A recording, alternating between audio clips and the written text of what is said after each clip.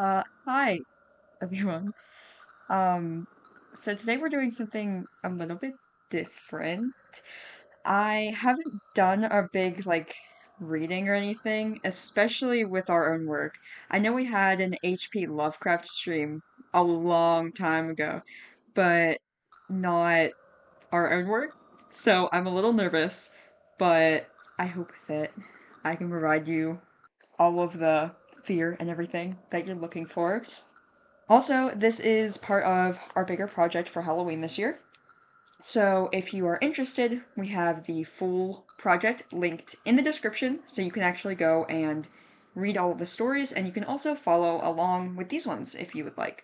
So, it's on CoreDev, it should be accessible for everybody, so there shouldn't be any major issues. This is also going to be a little bit of a shorter stream just because I'm only getting through 4 stories today, because those are the first four that we started out with on the first of the month. Or not the first of the month, the first chapter of the month. So, I will just begin and I'll read all the way through. I also will. Well, hold on. Let me see if I can get chat up here easily. There's a. Oh my god. There is a baby house centipede right beside me right now. Ew. Go away. Okay, it's kind of cute. It's kind of cute because it's tiny, but it's also kind of terrifying. Please don't crawl on me. No, not towards me. This has become a horror stream for Multi as well. I really don't like house centipedes. They really freak me out. But this one's tiny, so I guess it's okay. As long as it doesn't crawl on me or anything, which it's leaving. Okay. Okay. That was a little scary. Anyway, let's get to reading. Let's not dwell on the scary house centipede. Ugh, scary.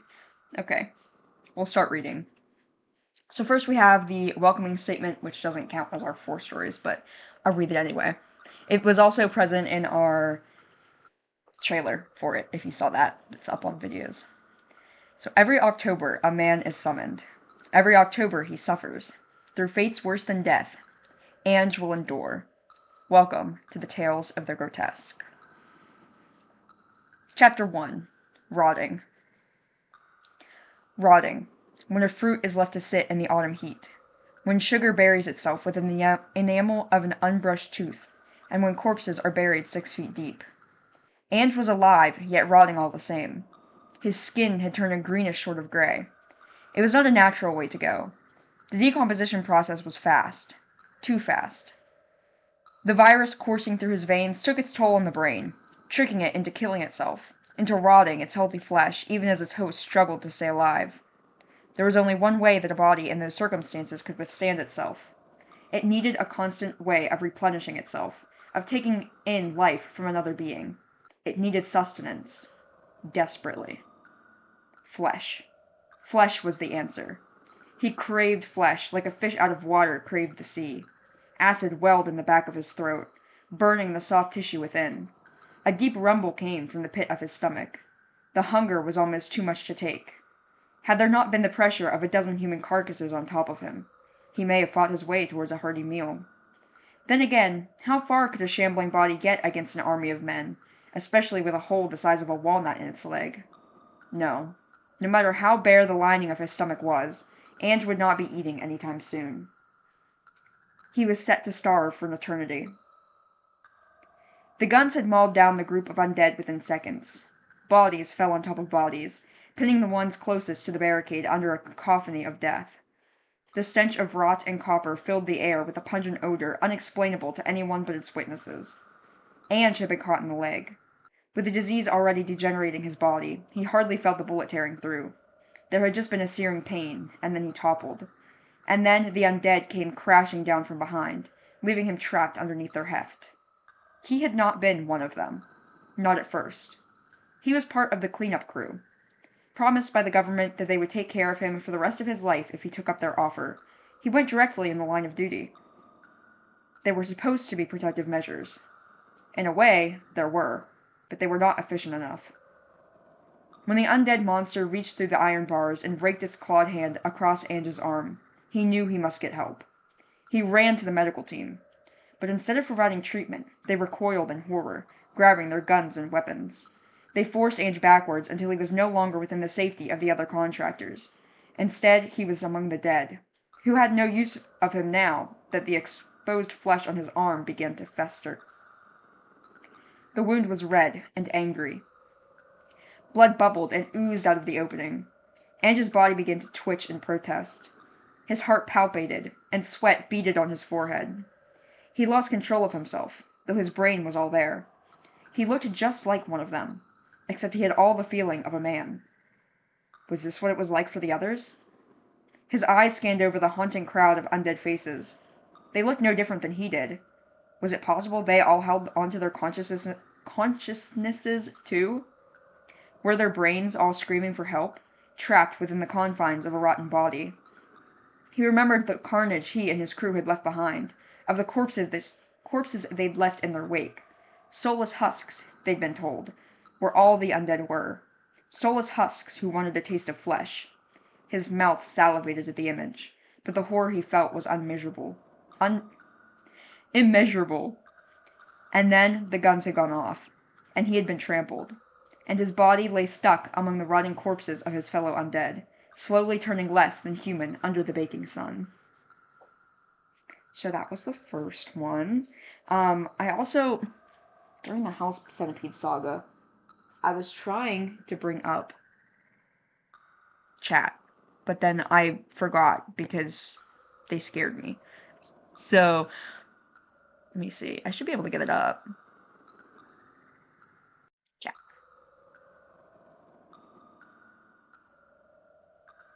There we go. Okay, I can see you guys now. Wow, amazing.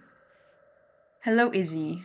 I am also kind of half asleep. It's late, but thank you for dropping by. We're gonna have a short stream anyway, so no worries if you can't stay. Alright. So this is Chapter 2, Blood Spill. Blood spill. That's what they called it on the news. An unexplainable phenomenon, they said. Children found looking less like children and more like red splatters of paint on a canvas. They'd all been on their way home from school, passing by the little patch of wood, when they met with a gruesome fate that they likely had no time to think about. After all, how could you stop to think before your body was pulverized to mush? The only question was how it was happening. A disease spread through the air, maybe? Or hidden landmines planted by a devilish group? The children had a different theory. It spread round the playground like wildfire. Evil trees that come to life and steal your body. Ange was not the kind of boy to believe in fairy tales, but he believed in the trees. How couldn't he? It was the talk of all the 4th grade class. It was a story stronger than Santa Claus. Whenever he looked out the window and over the hill to the woods, he shivered. He would not go down that path. The adults wouldn't allow it anyhow. Buses from a nearby town, off the mountain, were brought in to cart the children through the village instead. Young teenagers deep in love complained, for their forbidden escapades had been ripped away from them. But not the little ones. They saw the way the trees seemed to leer towards the yellow box as it traveled through the thicket. They shut their eyes tight and prayed. Those woods were a place where nightmares were born. Ange liked the school bus. It gave him peace of mind. With a grown-up driving in front and a fortress of steel around him, he felt much safer as they bumbled down the beaten path. He entertained himself with comic books and doodled on loose-leaf paper. Soon the drives through the forest left him feeling braver, and he was no longer afraid of the trees, even if he wouldn't dare to face them without his shields. An important news story came just a few weeks into the strange ordeal. A grimy man had been arrested in connection with the dead children. His icy eyes and chappy, downturned lips sent shivers down Ange's spine. He listened closely with his parents as they explained how he'd done it. Apparently, he'd been luring children off the path with promises of candy and fame. He lied that he was an important man with an important opening for an apprentice at his side. All the boy, or girl, would need to do to take it was to stick their hand in the tree. The tree, which had been specially carved and rigged, would tighten around the child's wrist, and as the man took cover just down the way, a bomb would go off, and the child would be no more. Ange listened to his parents talk about the man in disgust. What a coward he must be, and a pervert, getting off on the suffering of young children. They were glad he'd been caught, as were all the parents in the neighborhood. Now their children could go outside safely. Now the wood was safe. Ange was not so sure. He and his classmates had been so convinced another explanation was at play. It was hard to accept that a mere man had been behind it all. What were his motives? How could he have the know-all to pull it off? There was a nagging feeling that something wasn't right. But the next day at school, everyone was talking about the man on the news. The older kids teased the youngers for believing such bullshit, and the younger kids were denying that they had ever believed such a silly little tale. Even Ange's friends, who'd been so convinced just the day before, agreed that it had all been stupid tales, and how could anyone ever believe it? Ange tried to put it off his mind. The police had cleared the wood for extra tapes and found extra traps, and found nothing but a few empty holes in the ground where the man had been taking cover. The bus was returned to the nearby town, and the children would be allowed to walk where they pleased. Everything was going back to normal, but there was still a fear in the back of Ange's mind. At the end of the day, when the children were set to go home, Ange hesitated at the back of the schoolyard. There was a stream of other kids walking down the path toward the woods, but he couldn't make himself go. Instead, he sat on the swing set, writing about the trees that scared him so. By the time he was finished, dark clouds had begun to roll in from the east. There were no more wandering schoolchildren left. He was the last one. His parents must have been worried. Scrambling to his feet, Ange shoved the paper deep into the recesses of his backpack and headed towards the woods. All was quiet. His heart was pounding at first, but as the nature stayed settled around him, he began to relax. Then he began to laugh. How silly. How silly he had been to think that the trees would come to life and snatch him. What kind of baby stories had he been listening to? How come it took him so long to realize how silly they were? Just then, Ange noticed a knothole on one of the nearby trees. It looked almost hollow. Something gold was sparkling on the inside. He looked around. There was no scary man to be found, nor any holes meant for hiding. Besides, the police had already searched the area. Surely this couldn't be one of the traps. Then, what was it that caught his eye? Ange took a few tentative steps towards the towering oak. It was just a young thing, trunk thin enough for him to wrap his hands around. There was something hypnotizing about the sparkling within it. Without thinking, the boy reached his hand into the hole and pressed the back of the tree. It was warm, squishy, not at all how one would think a tree to feel. It beckoned him to reach further. It felt right, yet something screamed at him to stop. But he couldn't. Thin, veiny tendrils wrapped around his wrist, pulling him impossibly deeper into the tree's trunk. His arm burned in protest, then his body. It felt like he was being boiled alive. Then a pop. Pop that ended in pain yet gave no relief. The forest floor was painted red, and the boy Ange was no more. That was the second one. I need to grab a drink real quick, but I will be right back.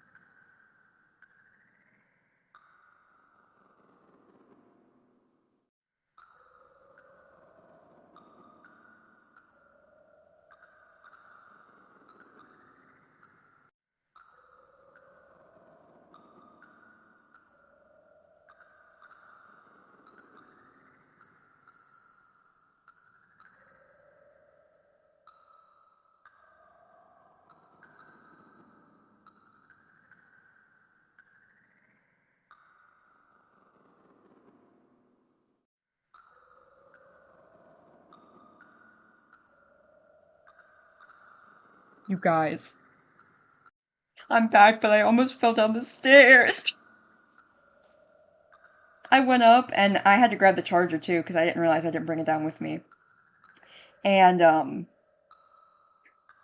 my way back down, I wasn't really paying attention, and almost missed a whole step. And I almost fell down the stairs, which would have been really bad. Really would have ended our stream. And everyone's asleep in the house, so, that would be a lovely thing to deal with, just casually breaking every bone in my body with no one to save me. Alright, let us continue with number 3. Alright. Chapter 3. Gashes. Gashes. Long, red streaks where the skin was hit and then ripped away with thorned branches. The slave boys were lashed nightly for their transgressions. Sometimes only once. Sometimes up to 100. There was never a time when there were no whippings. The master was never a fair one. He liked to see his boys in pain. That was the whole point. Ange was one of these slave boys. He had scars like tiger stripes all over his body. His head always hung low. He did not look at you when you spoke to him, only ever at his feet, which were bare and rarely cleaned. His toes had indents in the bottoms where he was made to walk over grains of rice and beans as punishment. With his lengthy black hair and soft golden eyes, he was seen as a beauty by his master. Like an angel, he'd taunt. And then, with a sinister grin, add, but he has fallen from heaven and made his way to hell. That hell was the temple of Babylon, the worst place on earth. Tonight Ange had been caught for something. What his transgression was, he did not know. A kind palace lady had invited him to have a meal with her. He had politely declined, but she insisted. He could not knowingly say no to a royal. That was a divine rule set by the master himself. No slave shall deny the words of their betters. So, though he did not have interest in pleasing the woman, he did as she asked, and sat with her for bread and cheese, if not only to save himself from the trouble of additional whippings. The lady ended up being quite nice. She was fair, and didn't judge him for his position in life. She smiled sweetly his direction, and brushed the hair from his eyes when he tried to bow his head away. She broke him off pieces of food to eat. She even laughed at his attempts at jokes. Ange had not been treated with kindness before in his life. Having grown up in the slave trade, he had experienced quite the opposite. With this lovely lady in front of him, he finally felt as though he could be himself, without the expectations that a master would have towards a slave. As they finished their dining, he found himself thinking that they could maybe even become friends. The lady had thought the same too, but the jealous eye of the master would not have it. As soon as she disappeared round the palace corridors, he snatched up Ange within his grasp. Ange didn't fight, though he didn't know what was happening. He was dragged off from the table by the stream and thrown into the cells of the dungeon. Bats and rodents crawled around in the darkness. The air was damp and cold. He sat there all alone, wondering what he had done to deserve the treatment, until a guard came for him hours into the evening. He was immediately brought to the post, where the slaves were whipped each night. The others had already received their lashings. Deep red gashes ran down their skin. Their master had not gone easy. Not that he did that often, but the scene seemed worse than usual. Poor Ange could not ask what they had done to deserve such treatment, and feared that it would only worsen. He allowed the guard to bind him in ropes to the large pole at the center of the garden. The flowers bloomed cruelly in a circle around the whipping station, mocking the life that had been drained from the slaves each eve. The master retrieved his finest whip. It was also the cruelest. With barbs down each hair made razor sharp, it was only ever used for the worst infractions. Panic settled in. Ange bucked around and asked what he had done wrong, pleaded with his master to give him the grace of knowing. His pleas were unanswered. The whip came down with a stabbing pressure. Screams rang out through the night. It was ripped away just as quick, leaving thick gashes where the blood pooled inside. Crimson trails dripped down Ange's back, but the torment didn't end there. Again and again his master struck him with the whip. Again and again he screamed for mercy but received none. After 5 strikes his knees gave out under him. After 5 more his voice gave out. 3 more and the thoughts stopped functioning. Ange's vision began to blur. The world spun around him as though he were riding the world's fastest carousel. He could no longer make do of what was north or south, east or west, up or down, left or right. His head was like a spinning top that had been twisted just so. His head dipped lower than before. It was as though a crown of concrete had been placed upon it. The lashes were still coming. New gashes formed along his spine. Someone said something that he couldn't hear over the ringing of his own ears. His body began to convulse, but he was so out of his mind that he could hardly tell he was shaking at all. Louder yelling came from the crowd. The master stopped his whipping. A doctor ran from the now panicked group of people. Ange could not tell who they were. He felt himself slipping towards an inky, welcoming darkness. He smiled. And then there was nothing at all. So, you're probably getting the gist of the vibes of this now. Obviously, we're not told exactly what's happening yet, but we know same character, Ange, in these different chapters, these different worlds, is experiencing some really bad and terrible deaths. And that's basically what Tales of the Grotesque is about. There's obviously a deeper story, like how this is happening, why this is happening, but that will all be revealed. So I'm going to pause and take my drink, and then we will finish out with the last story.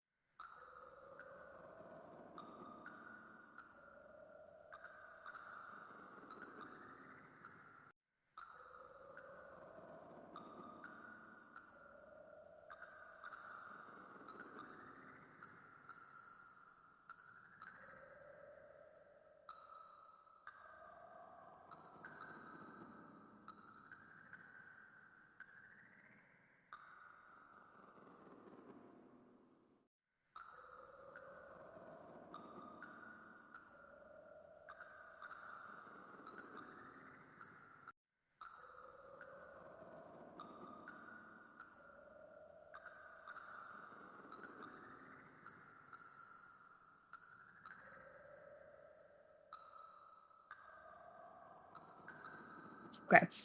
By the way, I kind of want to brag on my cup real quick before we end. I went to this this paranormal con. Oh, sorry, that was probably loud. That's why I've been muting. But paranormal con, and I got this like metal tumbler thing, but it has a little fox with a skull mask on it, and then it has like leaves and foresty stuff and like mushrooms and stuff all over it. But I think it's really nice. It's really cute, and it works really well. And it came with a straw. Anyway, just had to brag on it for a minute. Okay. So, the last one, chapter 4, yeah, that's what we're on, is called Stitches. Stitches. Designed for looping fabric together, forced to bind skin torn from skin. Ange had never needed stitches before in this life. He was a careful person, the kind of person who looked both ways before crossing an empty intersection. His parents had always said he was going to live the longest of his siblings, because they were always much more reckless. It was a trait that he had begun to pride himself on. He was the safe option, and that's what he liked. That was until Ange met a group of boys in university. They were not like him. They were young, dumb, and always challenging themselves to attempt new thrills.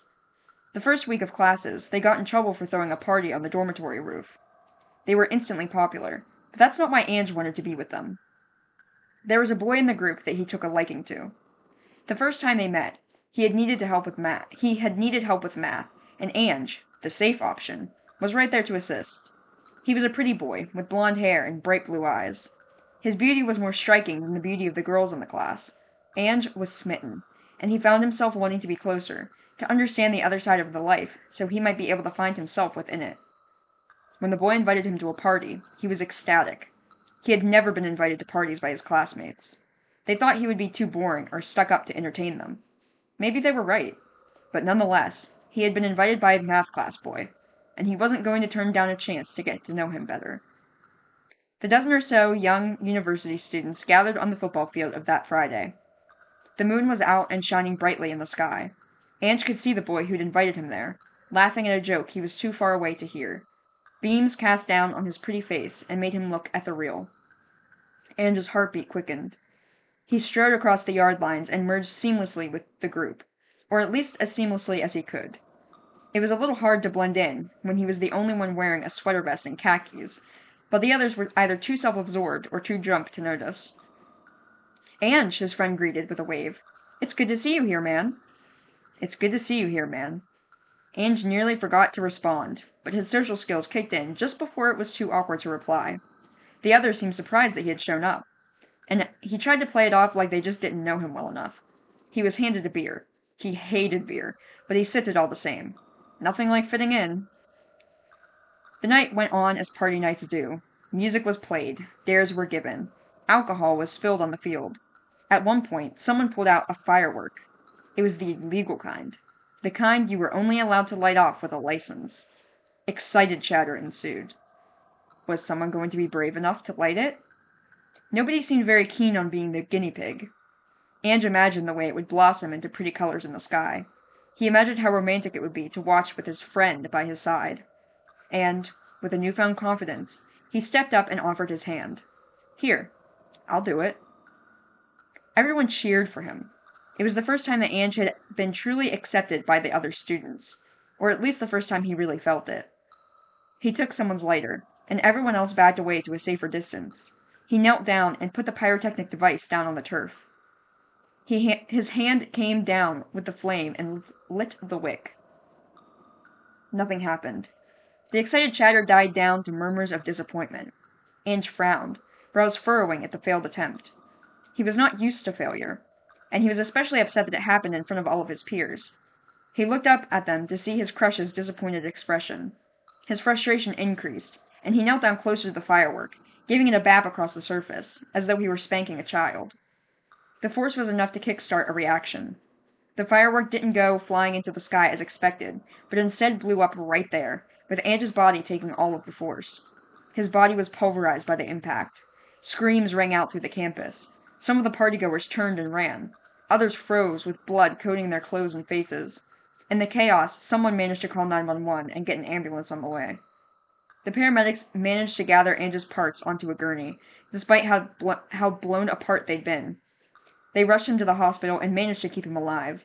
Once there, the doctors tried to stitch Ange back together. None of them wanted to see the death of a studious young man in their OR. It just couldn't be done. His body was too destroyed to fix. Limbless, with failing organs, he was kept in the hospital in a medically induced coma. Long enough for his parents and siblings to say goodbye. Long enough for them to accept that their beloved family member was gone for good.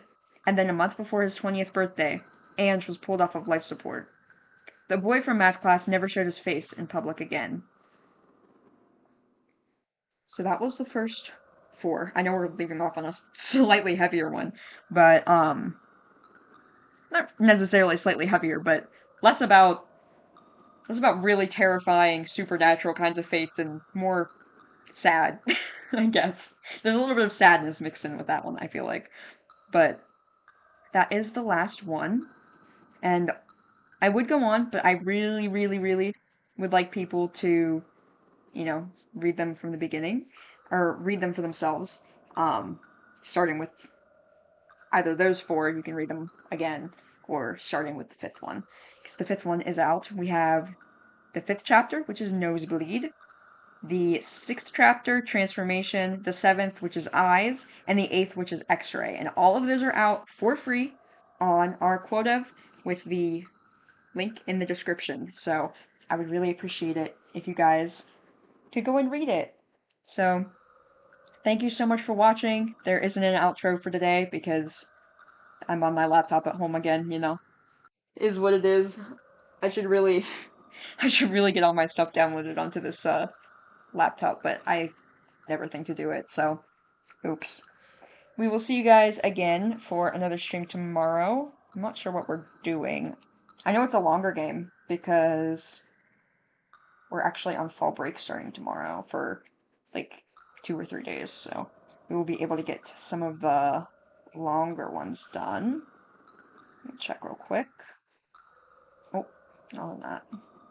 I have a little list. We'll be playing Absent, which I believe is a point-and-click horror, if I remember correctly, so that will be lots of fun. And I guess I will see you guys then. Thank you so much for listening to my stories, because writing is really our major passion, so it makes me very happy to be able to share those with you guys. And hopefully you guys will enjoy the rest of them.